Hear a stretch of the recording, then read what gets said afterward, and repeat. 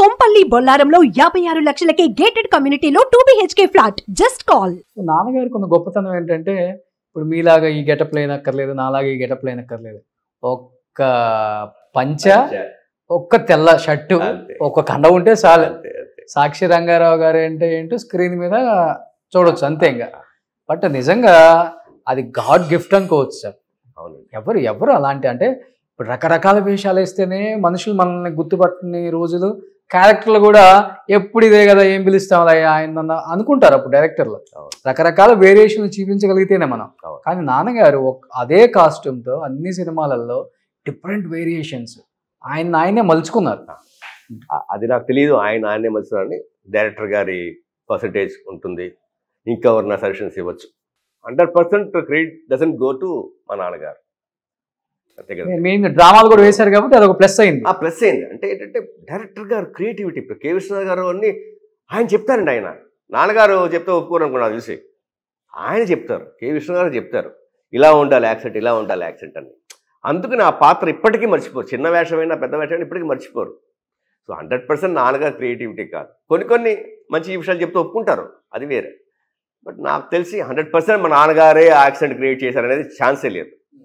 Major నాకు తెలిసి director గారు. కానీ మీరు తర్వాత నాన్నగారి లెగసీ కంటిన్యూ చేసే క్రమంలో చాలా అందంగా ఉండేవాళ్ళు ఎంగులో. ఇప్పుడంటే ఈ సీరియల్ కోసం ఈ వైట్ హెయిర్ అది ఏదో కథా కార్యక్రమం కొంచెం ఉంది, కానీ లేకపోతే సాక్షి శివ ఎంత అందంగా ఉంటాడో తెలుగు సీరియల్స్ కొన్ని చూస్తే అర్థమవుతుంది. అక్క మొగుడు, ఆ తర్వాత ఆ మధ్య కూడా నేను చిన్న గ్యాప్ వచ్చింది తెలుగు సీరియల్స్ కి. నేను ఆఖరిగా చేసింది మౌనరాగం #1 కోడలు, అక్క మొగుడు. దాంతో ఒక 3 years 3.5 years గ్యాప్ వచ్చింది. ఓకే, మంచి మంచి మంచి సీరియల్స్ చేశారు అక్కడ. చేశాను. దేవుడి దయ వల్ల ఒక్కళ్ళని ఫోన్ చేసి కానీ ఆఫీస్కి వెళ్ళి కానీ అడగకుండా 24 ఏళ్ళు కంప్లీట్ చేశాను. తెలుగు కానీ తమిళ్ కానీ నేను వేసిన వేషాలు ఏదిని అడగలేదు.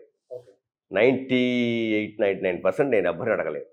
ఎప్పుడో కొంచెం ఏమన్నా ఒక బ్యాడ్ డేస్లో ఏమన్నా ఒకరికి 2-2 ఫోన్ చేసి ఉంటానేమో.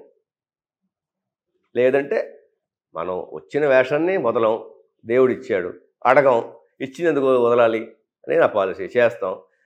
అప్పుడు మనకున్న ఆ నాలెడ్జ్తో ఏం చేస్తామో చేసి మర్చిపోతాం. దాని ఎఫెక్ట్ బాగుంటే ఇంకో ఆఫర్ వస్తుంది. అలాగే 24 ఏళ్ళుగా చేస్తున్నా. మా నాన్నగారు పోయేదాకా ఆయనతో కూడా చేశాను 3-4 సీరియల్స్. బట్ కానీ ఇదే నా లైఫ్ టైం కెరీర్ అవుతుంది అనుకోలేదు నేను.